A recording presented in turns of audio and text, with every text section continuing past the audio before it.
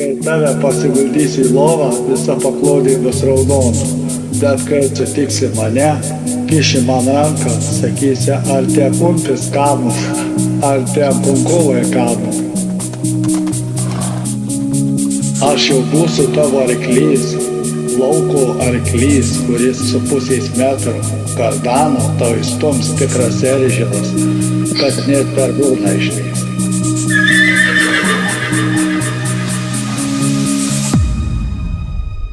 Tai va, skirsiu eilėraštį tokį jau, be kardanų, be nieko. Net kokia karšta pumtrytė gimtai, nes fizik klientai sekasi eilėje. Net kokia karšta pumtrytė gimtai, stovi prie durų, sekasi eilėje.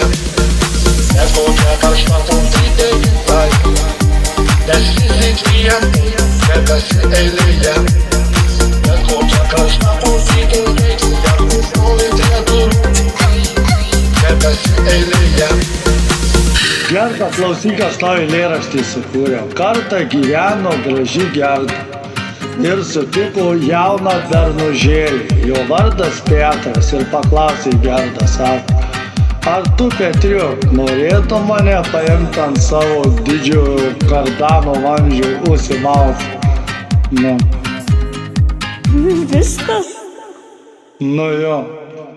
Net kokia karšta pumtrytė gimtai, nes fizik klientai sekasi eilėje.